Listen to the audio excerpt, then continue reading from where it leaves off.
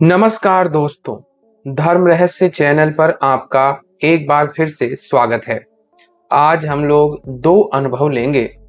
इन दोनों अनुभवों में हम जहां एक और विशेष तरह के यक्ष साधना, रहस्य, प्रेम और दूसरे में हनुमान बेताल साधना के अनुभव के विषय में जानेंगे। तो चलिए शुरू करते हैं।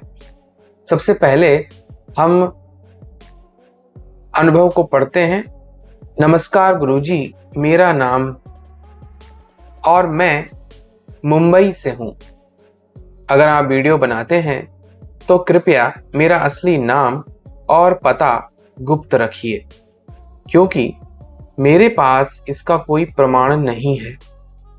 गुरुजी, यह बात मुझे दादी ने बताई थी।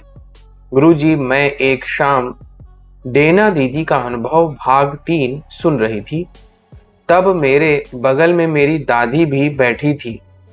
उनका अनुभव सुनने को तो वो बताने लगी कि ऐसा ही हमारे परिवार में बहुत साल पहले घटित हुआ था। इस पर मैंने पूछा कि क्या हुआ था। उन्होंने बताया, शायद 100 साल पुरानी बात होगी। यह कहानी तब की है जब अंग्रेजों का शासनकाल था।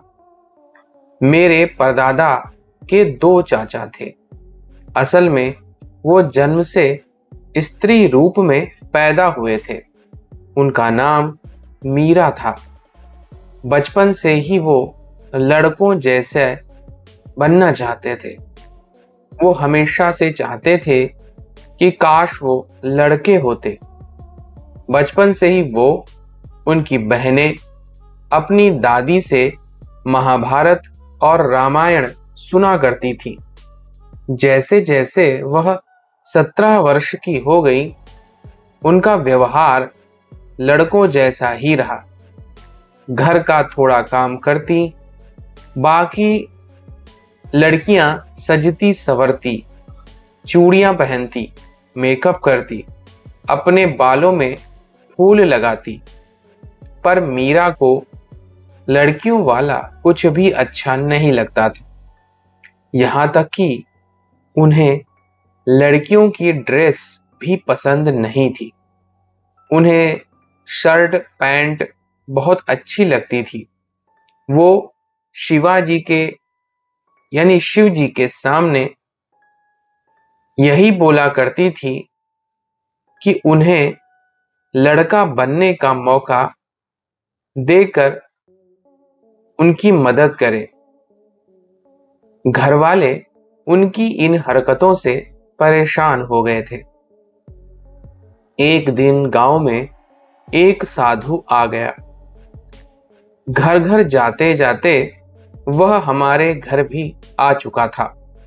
वह साधु बहुत सिद्ध लग रहा था, इसलिए मीरा उन्हें एकटक देखने लगी, क्योंकि उन्हें पता था तंत्र के मार्ग पे उनकी मनोकामना अवश्य पूरी होगी। बचपन से वो रामायण महाभारत सुनती आ रही थी।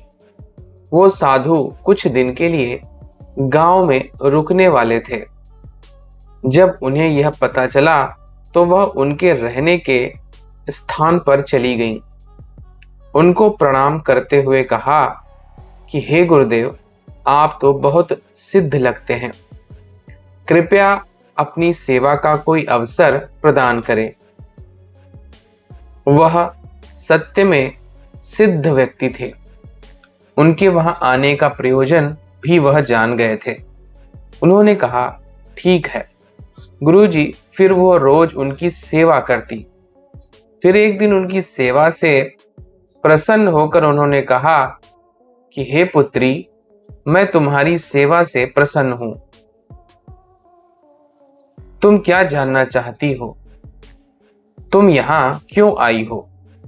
पहले दिन से ही वह सब ज्ञात था। पुत्री, तो जो तुम चाहती हो वह कठिन है। साधारणतः यह नहीं हो सकता। तुमको पहले गुरु दीक्षा लेनी होगी ताकि तुम्हारे शरीर में सीमित मात्रा में ऊर्जा बन सके। उसके पश्चात तुम उन यक्ष की साधना कर सकती हो। उनका नाम स्थूणाकर्ण यक्ष था। इनकी उपासना कर इन्हें प्रसन्न कर अपना मनचाहा वरदान प्राप्त कर सकती हो। पर पुत्री, एक समस्या है। मैं एक जगह ही बहुत लंबे समय तक एक ही स्थान पर नहीं रह सकता। इस पर उन्होंने थोड़े दिन तक विचार किया और बोली, ठीक है गुरुदेव, मैं आपके साथ ही चलूंगी। वैसे भी घर वाले मुझसे परेशान हैं। मैं लड़कों जैसा रहन सहन रखती हूं। तो उन्होंने कहा, ठीक है। गुरुजी, फिर 3 साल बाद वह पुरुष के भेष में विवाह कर हमारे गांव में प्रवेश करे। साथ ही उनके अति सुंदर उनकी पत्नी भी थी। वह स्त्री 19 से 20 वर्ष के बीच की उम्र की होगी। गुरुजी, वो यहाँ की लग ही नहीं रही थी। उसके शरीर से तेज और सुगंधित खुशबू आती थी, ऐसा दादी जी का कहना है।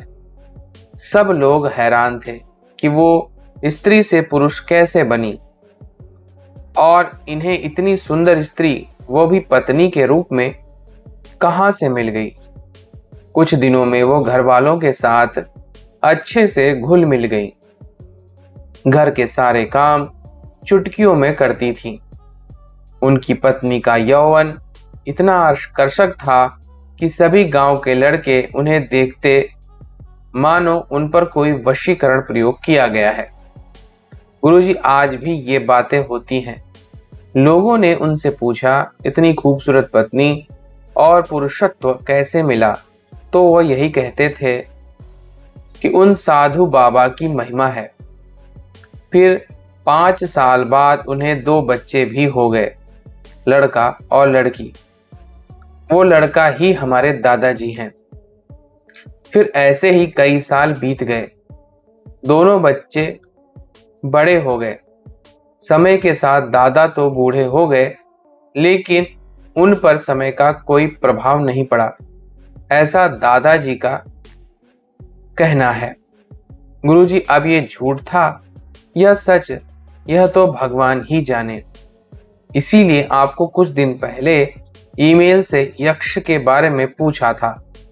पता नहीं उन स्त्री में ऐसा क्या है। गुरुजी, एक दिन परदादा और वो स्त्री बद्रीनाथ धाम को गए थे और फिर वह कभी वापस ही नहीं आए।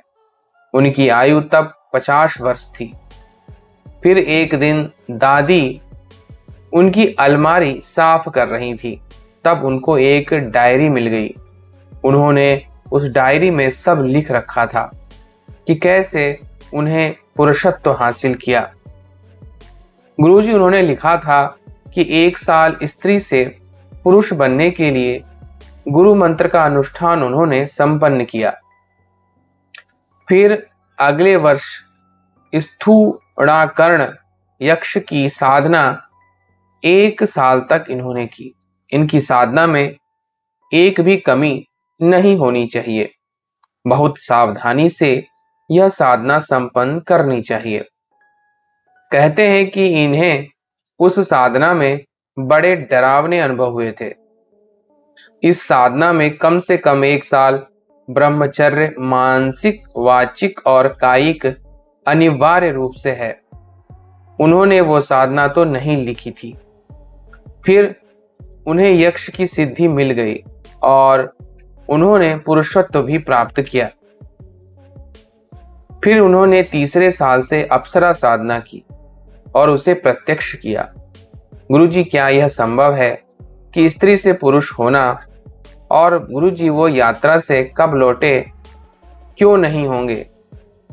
गुरुजी, ये किस्सा मेरी दादी ने बताया था, मैंने आपको भेजा है। यह हमारे परिवार की एक सत्य घटना है। अगर वह सिद्धि किसी को मिले तो चैनल पर डलवा दें। आप वीडियो प्रकाशित कर सकते हैं, प्लीज उत्तर दें। नमस्कार, जय माता दी। तो देखिए यहाँ पर इन्होंने इस साधना के विषय में बताया है और जानना चाहती हैं तो अगर किसी को भी इस रहस्यमयी यक्ष की साधना के विषय में ज्ञान हो तो वह इन्हें बता सकता है। और महाभारत में भी शिखंडिनी के विषय में हम ऐसा ही ज्ञान प्राप्त करते हैं जब उसने युद्ध में भीष्म पितामह के वध के लिए स्त्री से पुरुष का रूप धारण किया था। इसी प्रकार एक और अनुभव हमें प्राप्त हुआ है, तो चलिए पढ़ते हैं उनके पत्र को। गुरुजी, मैं यह साधना 100 साल पुराने शमशान में कर रहा था। हनुमान बेताल साधना। मैं रात को 8 बजे से सुरक्षा घेरा लगाकर यह साधना शुरू किया था। गुरु, गणेश और माता शमशान काली का पूजन करने के बाद बेताल का यंत्र पूजन किया। विनियोग और न्यास करने के बाद बहुत सारी औरतों के रोने और हंसने की आवाज आ रही थी। कोई पानी में दौड़ रहा था।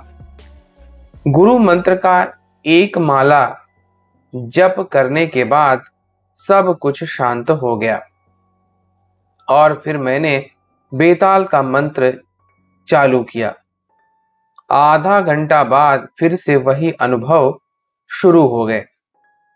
3 से 4 घंटे बाद सड़े हुए मुर्दे की बदबू आने लगी थी। कुछ देर बाद मुझे एक काली परछाई दिखाई दी और बिल्ली के जैसे पीले रंग की एक आंख दिखी, लेकिन हवन करते समय लकड़ी कच्ची होने के कारण ठीक से सामग्री नहीं जली, इसीलिए शायद बेताल नहीं आया। मुझे पता चला है कि किसी तांत्रिक ने मेरे कुल देवी देवता को ब्रह्मपाश के बंधन में बांध लिया है और हवन के बाद भी नहीं खुल रहा। कृपया इसका उपाय बताएं। अपना आशीर्वाद मेरे और मेरे परिवार के ऊपर बनाए रखें। आपका शिष्य।